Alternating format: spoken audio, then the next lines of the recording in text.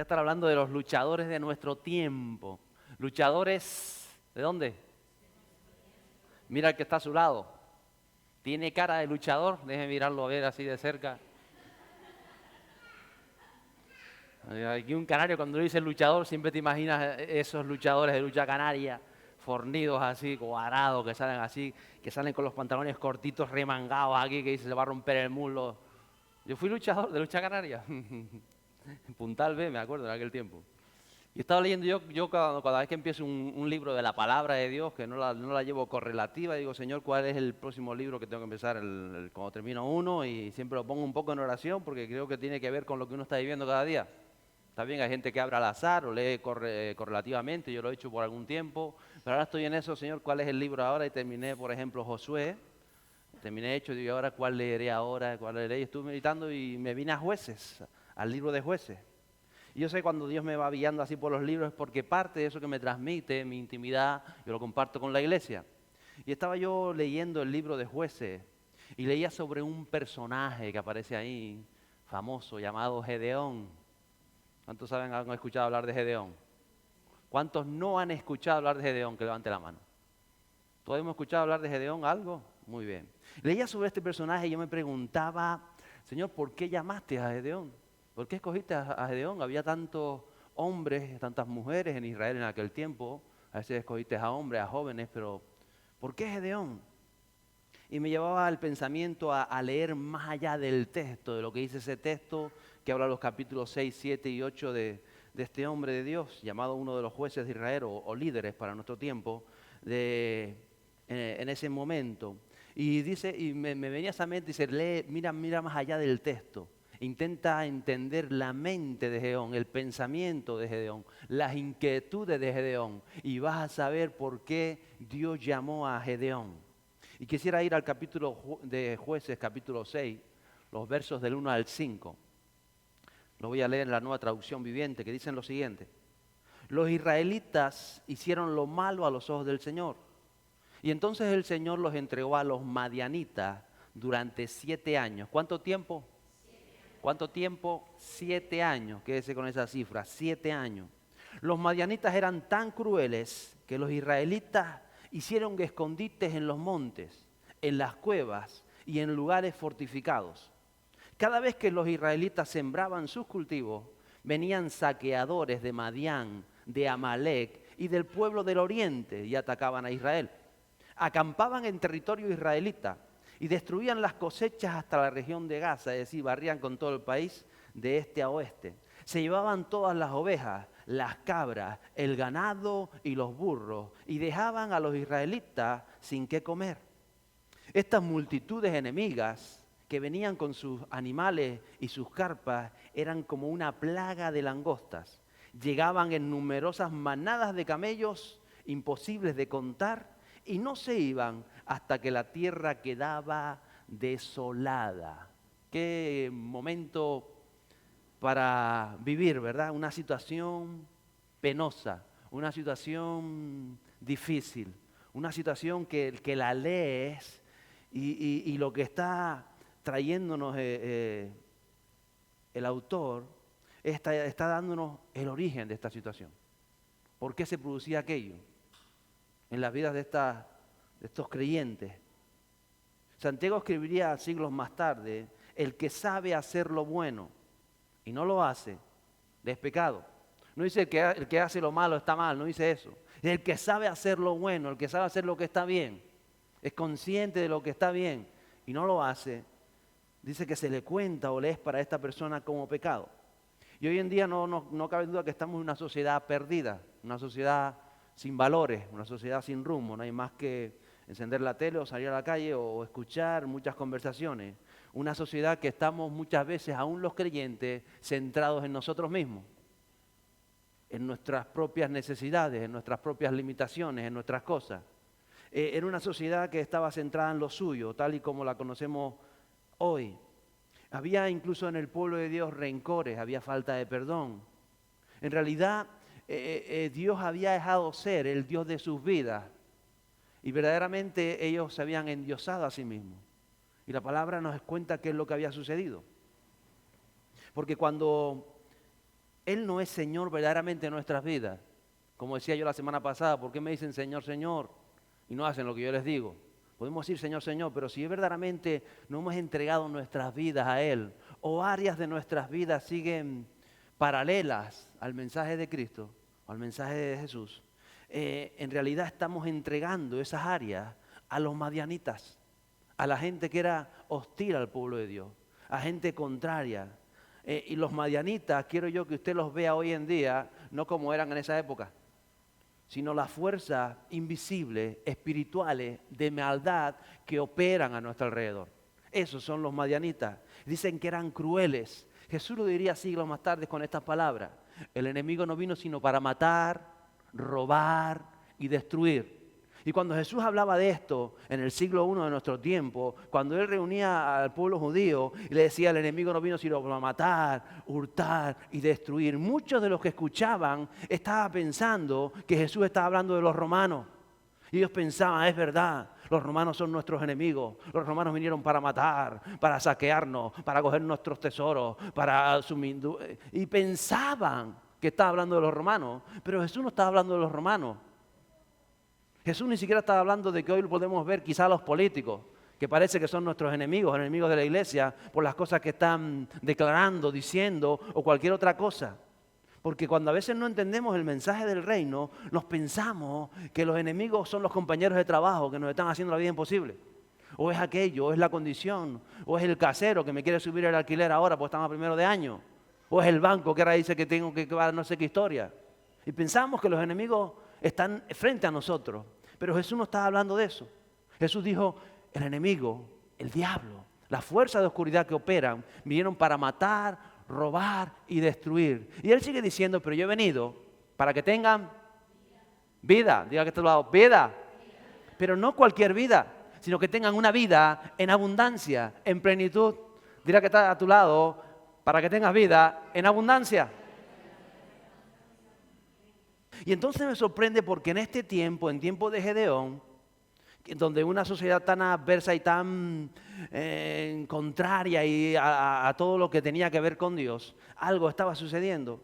Dice que la tierra de la promesa, la tierra que le había dado a su pueblo, con todas esas promesas, dice, vete allí, te libero de Egipto, para que vayas a una tierra donde fluye leche y miel, una tierra de bendición, una tierra de ganado, una tierra de provisión, una tierra de bienestar, donde tus enemigos no te podrán hacer frente. Resulta que ellos, en medio de todo eso, porque sepa usted que Dios te ha dado una vida maravillosa, ¿lo cree? Levanta la mano, tengo una vida maravillosa, Dios me ha dado una vida maravillosa. La vida es algo maravilloso de Dios. La vida es oportunidad, la vida es bendición. Dios nos da matrimonio, nos da familia, nos rodea de tantas cosas. Nos da juventud, nos da experiencia, nos da vigor, nos da sanidad, nos está dando de todo. Era lo mismo que estaba pasando en el libro de Jueces. Dios les había prometido tantas cosas como nos ha prometido a nosotros. Pero cuando intentamos vivir todo esto fuera del propósito de Dios, las cosas no se dan y la vida no se convierte en una vida en abundancia, se convierte en otra cosa, pero no en lo que Jesús vino a pagar por nosotros. Porque muchas veces, como el hijo pródigo, malgastamos nuestra herencia y nuestra herencia es la vida, no podemos malgastar la vida. Y el hijo pródigo por un tiempo, mientras malgastaba, era feliz, qué guapo soy el más chachi, soy el guapo de la película. Qué bien me lo estoy pasando bien. Y el padre no le decía nada, pero él se estaba gastando todo. Llegó un momento en su vida donde se dio cuenta que estaba vacío, que le faltaba algo, le faltaba la razón por la cual nació, por la cual él formaba parte de aquella familia, la del hijo pródigo, la familia de Dios. Y a veces no entendemos todas estas cosas y me sorprende porque se hicieron escondites en esa región, en esa tierra de la promesa, tuvieron que esconderse en cuevas, tuvieron que malvivir, tuvieron que dice que se hicieron fortaleza, no vivieron en esa tierra de provisión, no podían vivir junto a los ríos, no podían vivir donde estaba la fuente, ellos se iban a vivir a los montes. Imagínense en medio de una cueva y que tengas que bajar a buscar agua al río. O sea, la vida se hacía dura, la vida se hacía difícil, la vida se hacía una amargura muchas veces. Simplemente era la tierra de la promesa, pero no estaban disfrutando de las promesas de Dios. A veces somos el pueblo de las promesas. ¿Sabe que usted es el pueblo de la promesa? ¿Lo sabía o no? Pero a veces no disfrutamos de las promesas de Dios. ¿Y qué sucede? Es clara la Biblia para esto. Es bien clara. Dice que habían conflictos en esta región, habían luchas, habían peleas, había tanta cosa. Y dice que todo lo que ellos intentaban sembrar, todo lo que intentaban levantar, todo lo que intentaban construir, ellos se esforzaban por salir adelante y de pronto venían estos enemigos y saqueaban con todo. Era como langostas. De esa del desierto que pasa, ya Canarias no viene langosta, yo me acuerdo de verlas de pequeño. Pero pasaban y comían todo lo verde, dejaban todo seco. Y todo lo que tú habías edificado, ¿cuántos tienen más de 80 años? Aquí se acuerda de la langosta. Mi madre me decía, nos poníamos con los carderos, traca, traca, traca, porque el ruido las ahuyentaba. Se ponían en medio de las papas, traca, traca, traca, con carderos y cacharros para que se fueran a la langosta, ¿verdad? Mi suegro también se acuerda, tiene más de 80 también. Raca, raca, raca. Sin necesidad. Y a veces uno piensa, ¿tanto luchar para qué? Estás encontrado con personas que dicen, ¿tanto luchar para qué? Ahora mi hijo mira lo que pasó, y ahora mira el otro, y ahora mira aquello. Y es el vacío de la vida cuando uno no tiene el favor de Dios. Cuando uno está caminando con Dios. Y la tierra que era la promesa se había convertido no en la tierra de la promesa. Y en realidad no es que se hubiera convertido, es en lo que ellos la habían convertido. A veces convertimos nuestras vidas en aquello que Dios no quiere que sea. Y por eso no disfrutamos de las promesas de Dios. Y dice que por 7 años estaban en esta condición. Y a veces hay creyentes que malviven, o la sociedad muchas veces malvive con carencias. Hay creyentes a los que a veces no le llega el sueldo, y es mes tras mes. No es que un mes no te llegue, sino mes tras mes. Y es verdad que a veces Dios te prueba, a veces Dios te dice, pero cuando sigue la cosa ahí, sigue la cosa, algo está sucediendo. Porque no es una vida en abundancia. O cuando hay una carencia afectiva y siempre la misma historia, el mismo problema, algo tienes que preguntarte. Algo tienes que hacer. O cuando tú ves que no estás disfrutando de las promesas de Dios, Señor, ¿por qué no puedo disfrutar de esta tierra de la promesa? De tu bendición, de la vida que me diste, que me la diste con un propósito, que me diste llena de tantas cosas. ¿Por qué no puedo disfrutarla? ¿Por qué no puedo vivirla? Y tenemos que hacernos estas preguntas. ¿Y por qué a veces lo que siembro, lo que intento levantar no germina o no da fruto y parece que se vuelve a secar? Y en el fondo es que hay una guerra espiritual que está aconteciendo en nuestros días. Hay una guerra, lo dice toda la palabra de Dios. Hay un mundo de luz y un mundo de tinieblas que se oponen, que luchan entre sí. Hay un Damián hombre espiritual y hay un Damián hombre carnal que lucha entre sí, que se oponen uno a otro. Y como dice la palabra, aquello a lo que tú alimentas, aquello a lo que tú te centras, es lo que va a prevalecer. Pero esa lucha está presente en cada uno de nosotros y en nuestra sociedad. Y también en nuestra iglesia. Hay una lucha muchas veces.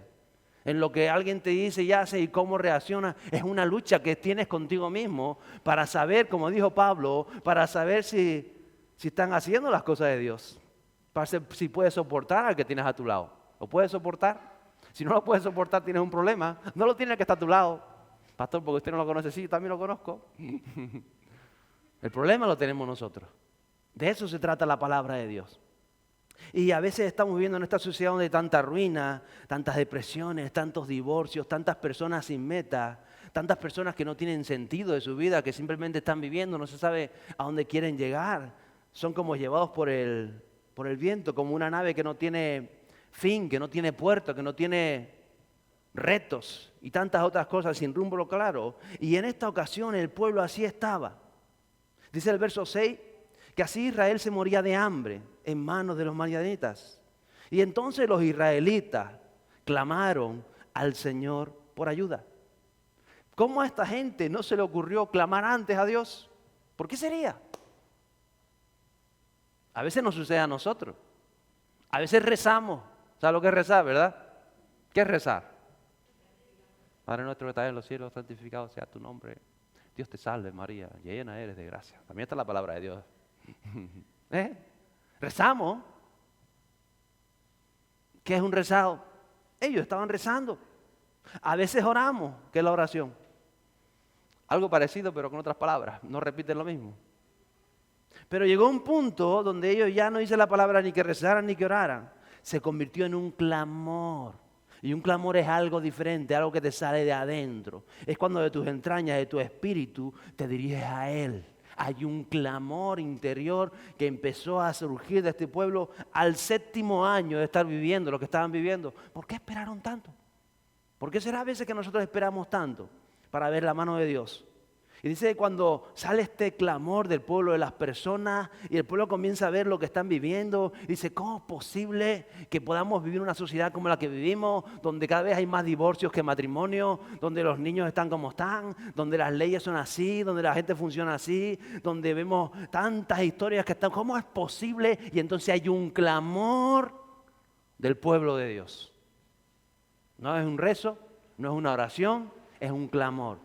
Y dice que cuando surge este clamor, cada vez que te clama a Dios, viene una respuesta de Dios. Los versos 7 a 10 dicen lo siguiente. Cuando clamaron al Señor a causa de Madián, el Señor les envió un profeta.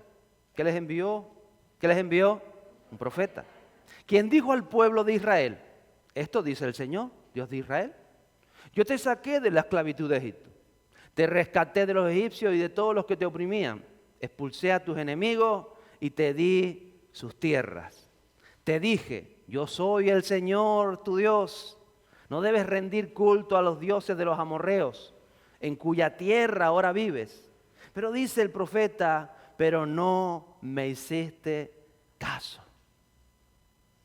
En otras palabras, ellos estaban pasando por momentos difíciles, momentos de ruina, momentos de que no salían adelante, y Dios les recuerda un momento de su historia donde ellos estuvieron así ya. Dice, ustedes estaban así hace tiempo atrás, ¿recuerdan? Cuando estaban en Egipto, estaban allí aprisionados, estaban siguiendo las corrientes, estaban en esclavitud, estaban en que no salían para adelante, estaban oprimidos, estaban con tantas cosas, ¿recuerdan? Sí, nos recordamos. Pero yo cogí, los saqué de allí, los rescaté, los salvé, pasaron el proceso, los metí en la tierra prometida, les di esta tierra, les di bendición, sané sus heridas, los ayudé, les di promesa, les di palabra, los traje a esta tierra de leche y miel, les di otra visión de la vida, otra visión del mundo, les dije que iba a hacer algo grande en sus vidas, en sus hogares, yo todo eso, ¿cierto? Es verdad. Dice, pero no me hiciste caso, simplemente te dije, no te adaptes a esa condición, no sigas viviendo, pero no me hiciste caso. Entonces, al clamor del pueblo, Dios manda a un profeta que les da instrucciones y le dice cuál era el origen, porque a veces no levantamos cabeza. ¿Cuál es la razón de ser?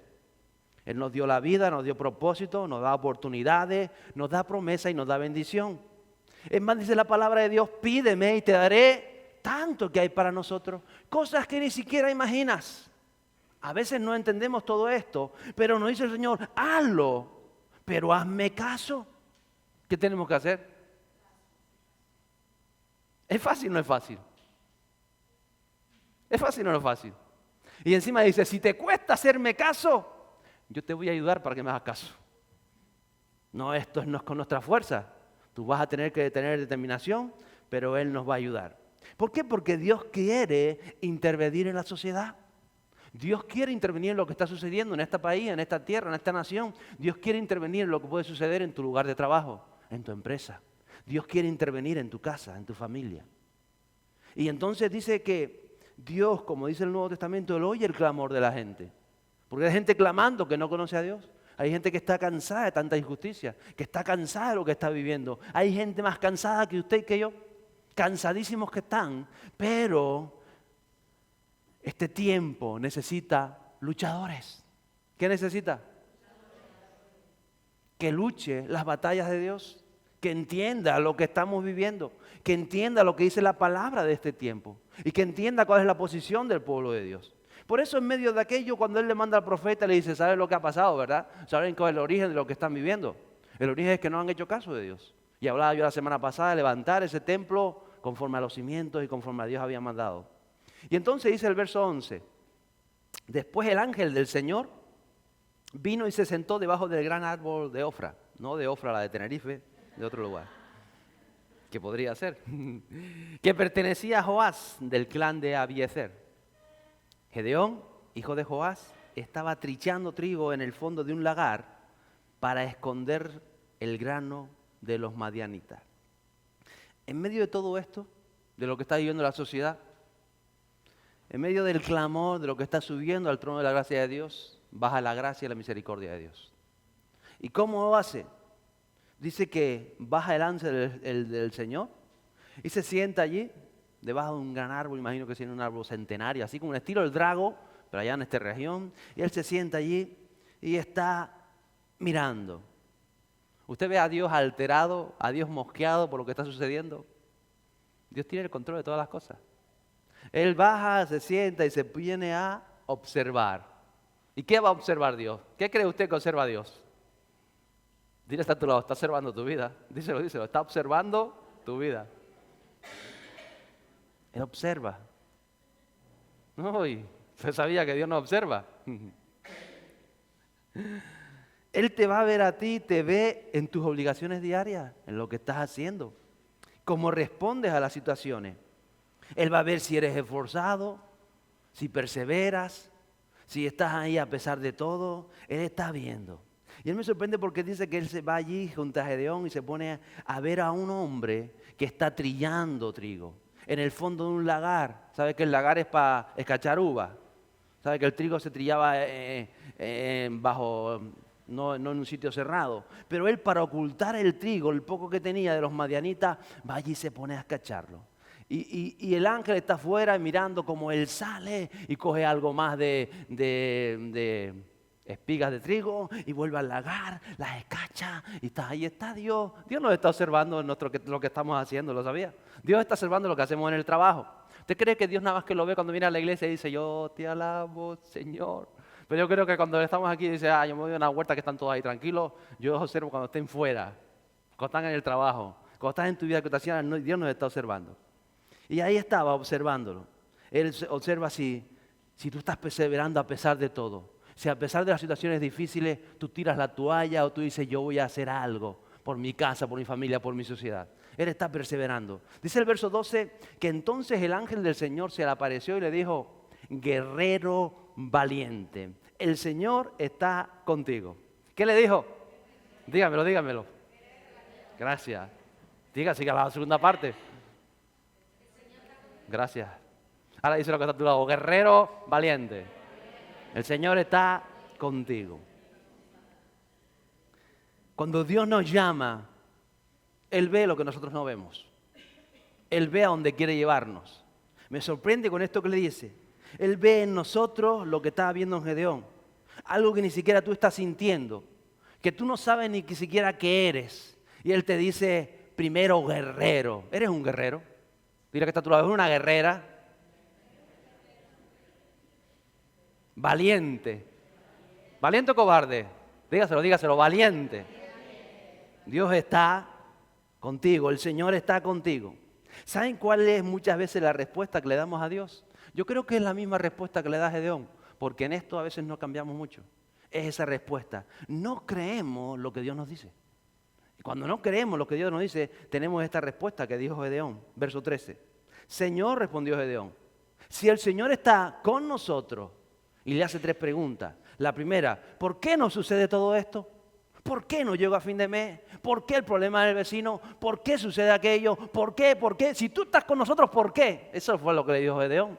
La segunda pregunta que le dice, ¿y dónde están todos los milagros que nos contaron nuestros antepasados? Porque a veces nos hacemos esta pregunta. Si tú estás con nosotros, ¿por qué no vemos que los paralíticos se levantan? ¿Por qué esto? ¿Por qué lo otro? ¿Por qué? Es la misma pregunta que nos hacemos nosotros.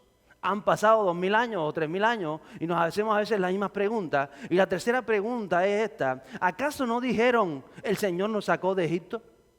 ¿Acaso no vemos la palabra de Dios? ¿Acaso no leemos cada domingo el libro de Hechos? ¿Acaso no lo estamos viendo? Nos hacemos estas mismas preguntas.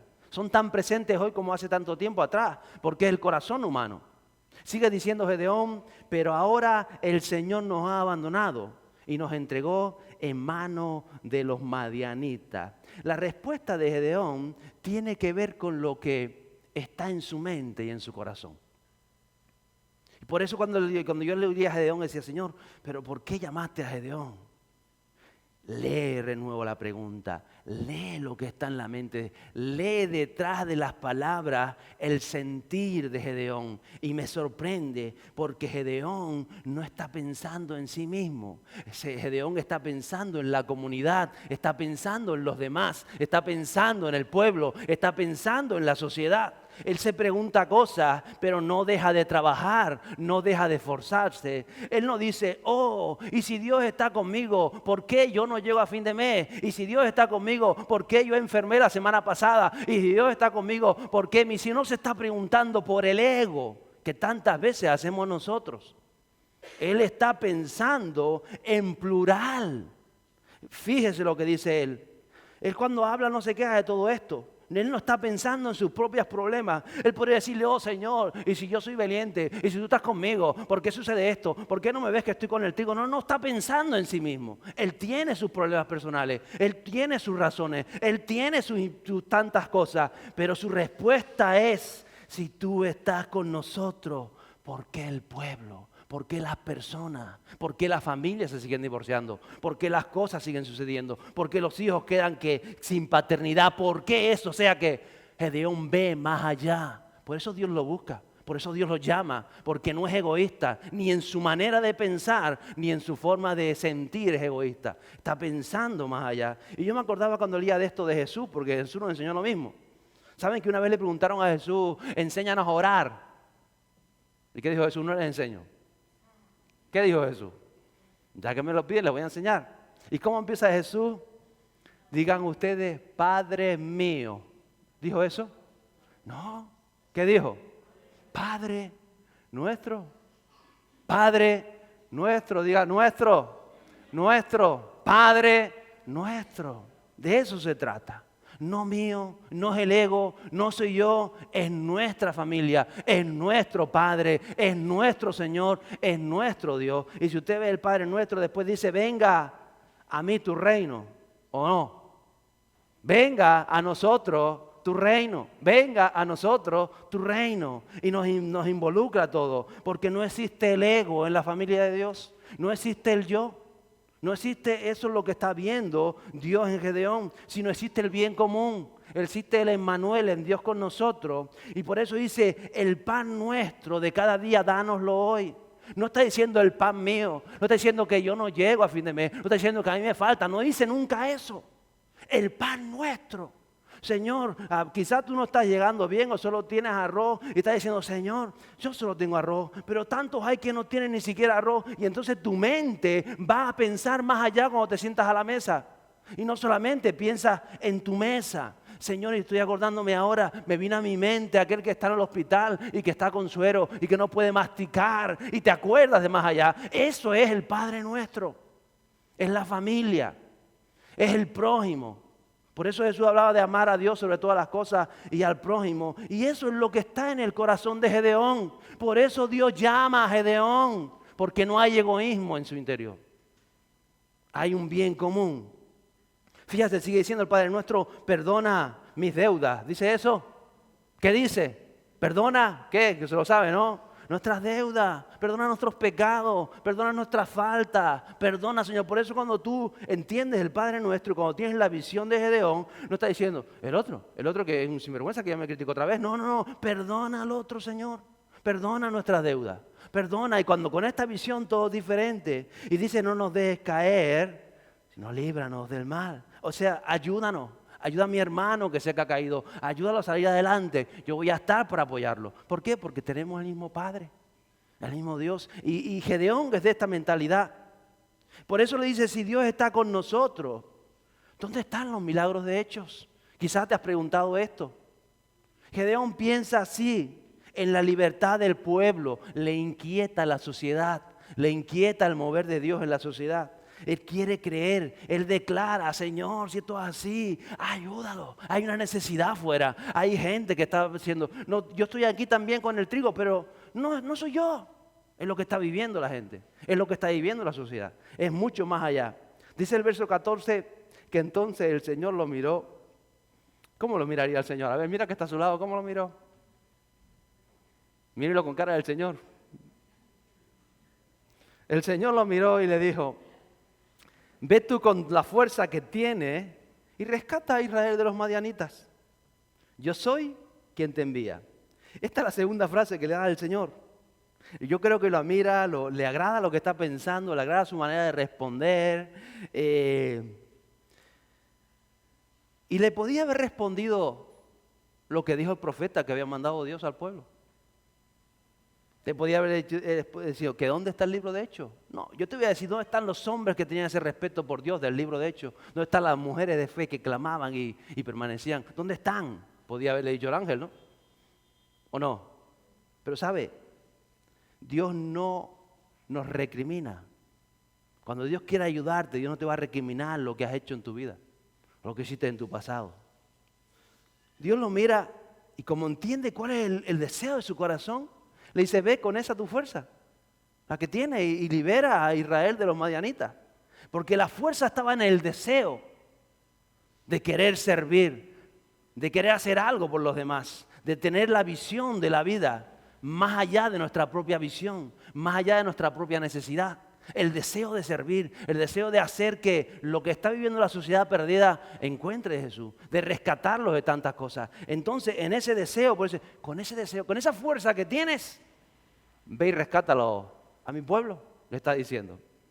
Y yo creo que es un diálogo de esos, que la palabra hay muchos de esos diálogos que no tienen nada que ver lo que le pregunta uno y lo que le responde otro. ¿Tú has visto eso? ¿Cómo te llamas? 38. Eso es cuando yo hablaba inglés antes. ¿Cómo te llamas? 38 años. No, que te estoy preguntando de cómo te llamas. Pues voy a cumplir 39, ¿no? Que tú preguntas una cosa y el otro responde otra. Eso es lo que está sucediendo aquí. Es un diálogo que no tiene que ver, porque Dios ve lo espiritual, Dios ve el futuro, Dios ve el propósito. Y nosotros seguimos viendo lo físico, seguimos viendo la condición, seguimos viendo el presente, seguimos viendo ahí encajonados que estamos con el trigo metidos en el lagar, intentando salvar este mes a ver si escapamos. Y entonces lo que nos dice Dios, nos quedamos patinando y dice, no, pero es que yo tengo esto hoy. Y no entendemos lo que nos dice muchas veces. Y Dios nos está proyectando en el destino divino, en el propósito divino, en lo que Él quiere hacer con nosotros. Y lo lanza y nosotros no nos lo creemos. Él te está diciendo, tú eres un luchador de este tiempo. Te lo está diciendo, tú eres un luchador de este tiempo. Dice lo que está a tu lado, eres un luchador de este tiempo. Y tú te quedas ahí, dale un aplauso a Él, un luchador de ese tiempo. Gracias a Dios, gracias a Jesús. Pero a veces cuando nos dicen eso, seguimos como Gedeón, verso 15. Pero Señor, le dijo, respondió Gedeón, ¿cómo podré yo, diga yo, si fuera argentino diría yo, ¿cómo podré yo rescatar a Israel? Mi clan es el más débil de toda la tribu de Manasés, que ya era pequeña. Y yo soy el de menor importancia en mi familia. Entonces a veces no entendemos lo que Dios nos dice. Porque a veces estamos esperando que Dios haga tantas cosas. Que Dios libere vida, que Dios haga milagros, que Él venza las tinieblas, que Él saque a los oprimidos, que Él sane heridas, que Él restaure familia, que Él haga todo esto. Y cuando estamos diciendo, hazlo tú, Señor, tienes que hacer esto, el Señor dice, no, hazlo tú, que yo estoy contigo. Dile a que está a tu lado, hazlo tú, que Él está contigo. Él nos envía a nosotros, hazlo tú. Es una respuesta, esa es la que le está dando Dios a Gedeón, que posiblemente nos está dando Dios a muchos de nosotros hoy, sino a todos. Eso es lo que está diciendo. Pero ¿qué hacemos? Empezamos con excusas. Excusas, ¿por qué? Porque la inseguridad, los complejos, a veces la falta del compromiso. A veces decimos, no, yo no tengo tiempo. Yo estoy aquí metido con el trigo, con el poco trigo que tengo. Eso será para otro. La comodidad, eso es mucho trabajo. Eso no, los miedos. ¿Sabes? A veces hay personas, hay creyentes, a veces me he sentado con muchos creyentes y dicen, yo tuve el deseo de abrir una empresa. ¿Por qué no la abriste? No, por miedo a fracasar. O sea, no abriste una empresa por miedo a fracasar. Y ahora quieres hacer una obra para Dios que va a ser más grande que la empresa esa que ibas a abrir.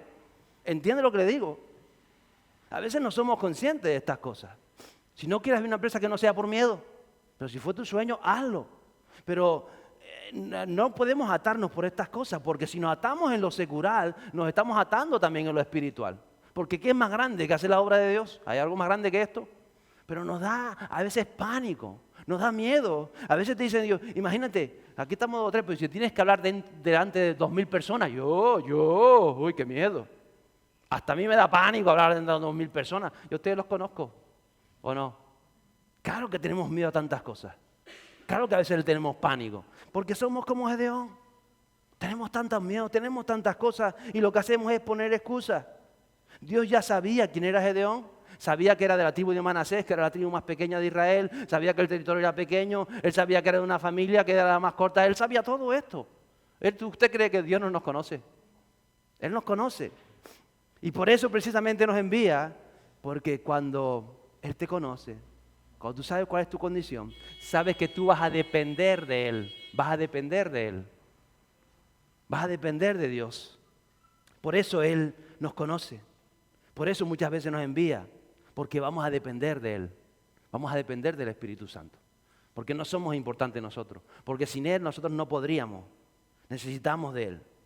Por eso cuando le ponemos excusas a Dios, Dios nos va a responder, y es la tercera frase que le dice, verso 16. Dice, el Señor le dijo, yo estaré contigo, y destruirás a los madianitas como si estuvieras luchando contra un solo hombre. Es la tercera frase. Gedeón no entiende lo que le está diciendo Dios, pero si usted ve la frase que le está diciendo Dios, no tiene nada que ver con lo que piensas de Gedeón. Guerrero valiente, Dios está contigo. Ve con tu fuerza y rescata a Israel. Y ahora le dice esto, yo estaré contigo, vas a destruir a los madianitas, vas a vencer. Aquello que enfrente lo vas a luchar y lo vas a vencer. Versos 22 y 24 dice que Gedeón no era consciente. Nosotros ahora sabemos que está hablando con el Señor, pero Gedeón no era consciente.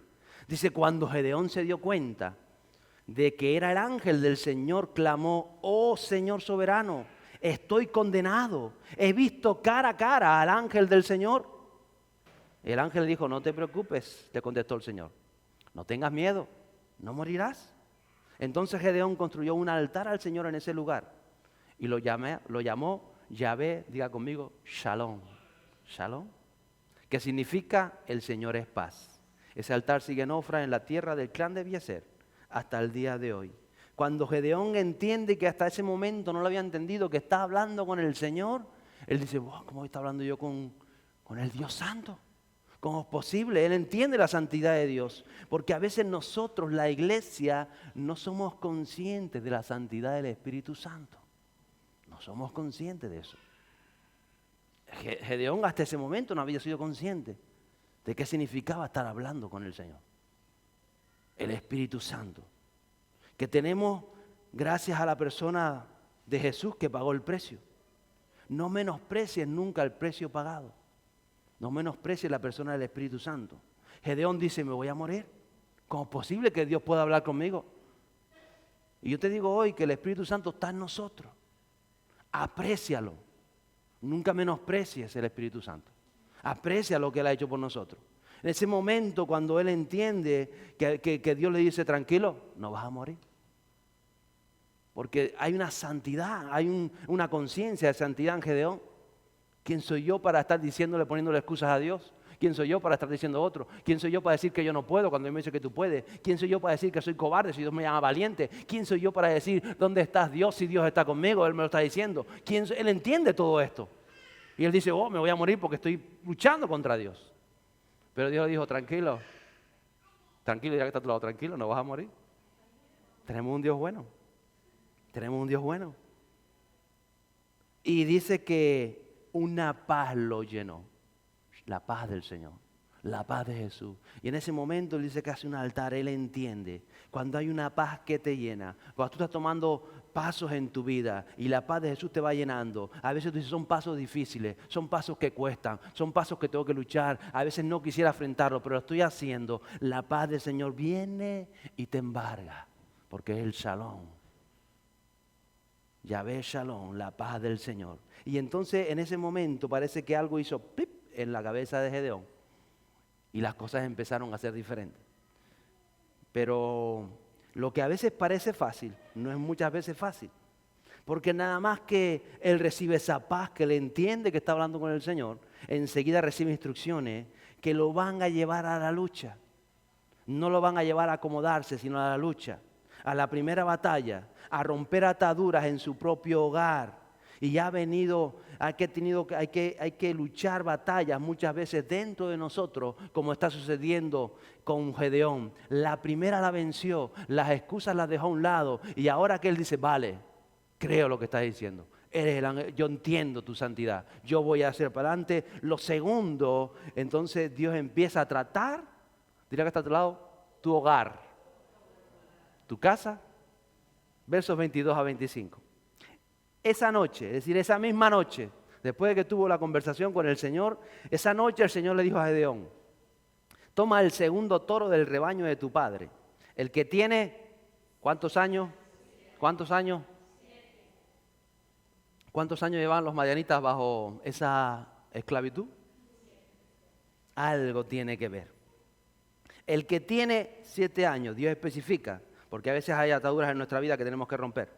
Derriba el altar que tu padre levantó a Baal y corta el poste dedicado a la diosa Acera que está junto al altar. Después construye un altar al Señor tu Dios en el santuario de esa misma cima o montaña, colocando cada piedra con cuidado. Sacrifica al toro como ofrenda quemada sobre el altar y usa como leña el poste dedicado a la diosa Acera que cortaste.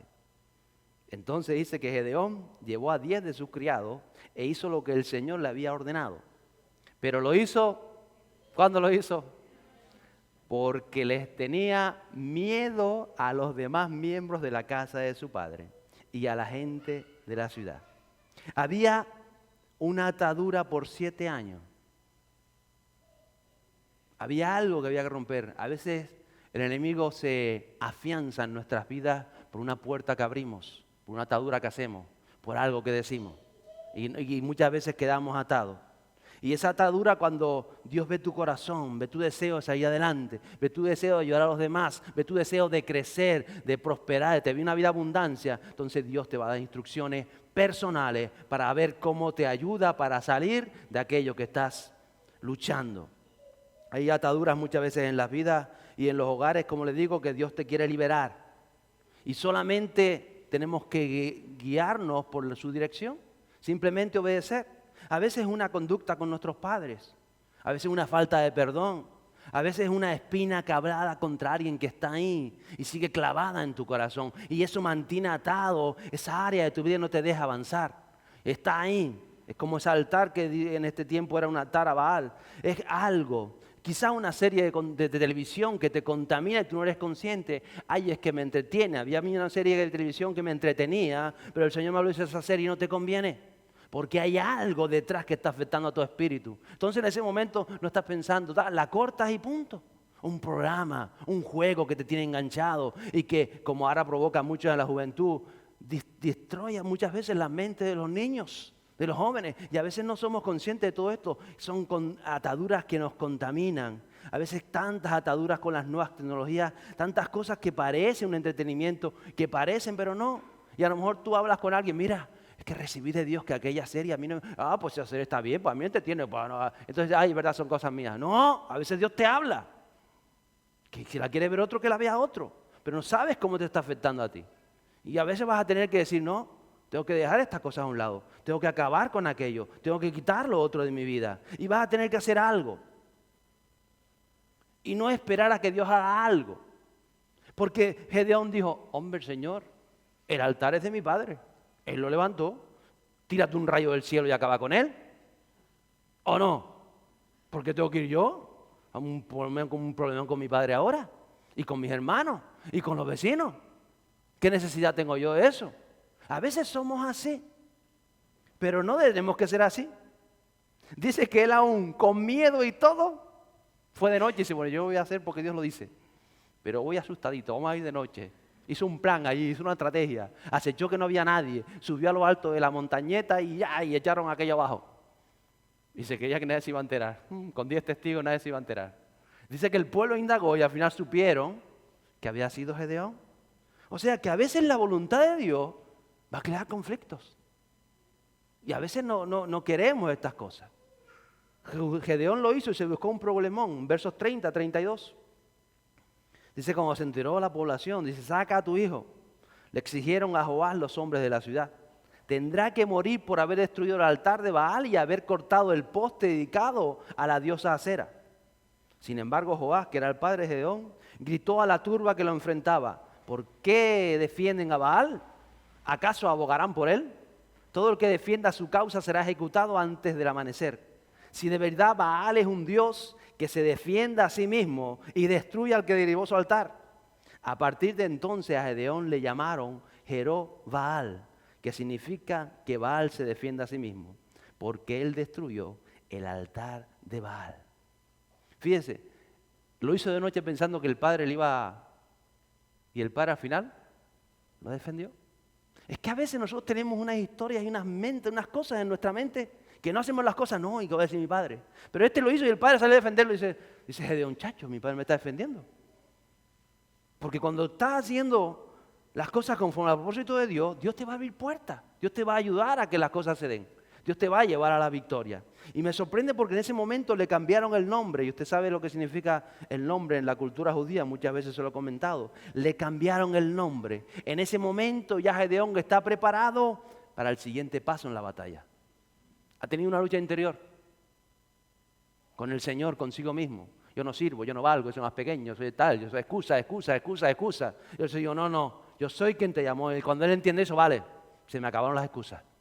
¿Qué hay que hacer? Vas a tener que hacer esto. Ahora vas a tu casa y vas a poner esto en orden, esto en orden. Eso me va a ocasionar problemas. Sí, te va a ocasionar problemas. Pero yo estoy contigo. ¿Quién está con nosotros? El Señor nos va a guiar. Es que cada uno tiene sus historias y sus problemas personales, familiares. Pero el Señor nos va a guiar. Porque el Señor quiere romper ataduras en nuestras vidas que pasan años ahí. Y cuando una vez que están rotas, Dios va a ver cómo Él te va a guiar. Él nos va a guiar. Le cambiaron el nombre, le llamaron que Baal se defienda a sí mismo. ¿Se imagina? Porque Dios nos está llamando. Y la próxima batalla, se la habrá el domingo que viene, es la batalla donde el pueblo es liberado. ¿Cuántos aman el libro de Hechos? ¿Cuántos ven el libro de Hechos? ¿Y cuántos leen el libro de Hechos y algo pasa en su interior? De las cosas que se ven ahí. Gedeón todavía no ha llegado a ese punto. Primero hay una batalla personal que luchar y que vencer en el nombre del Señor.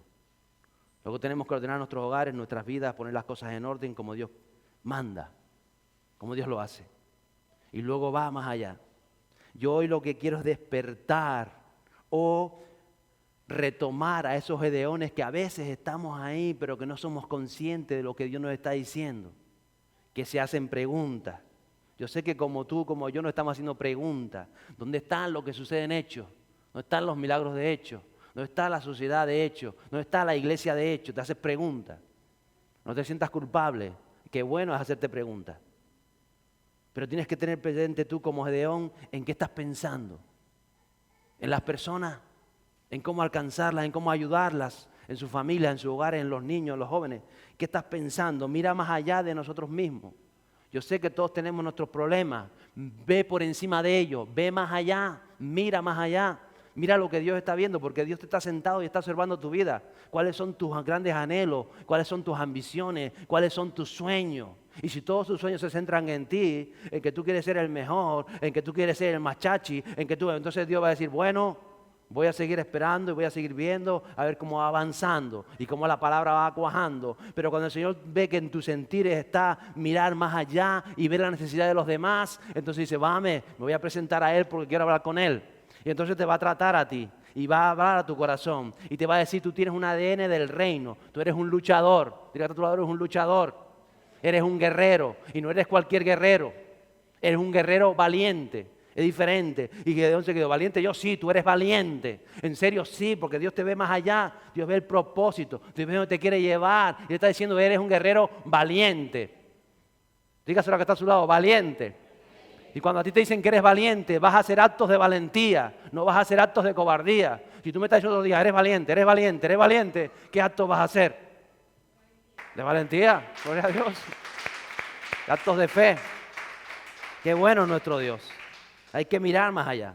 Y Él dice, yo estoy contigo. ¿Con quién está? Con nosotros. ¿Con quién está? Con nosotros. Dios está con nosotros. ¿Lo cree o no lo cree? Entonces, ¿por qué se preocupa? Dios está.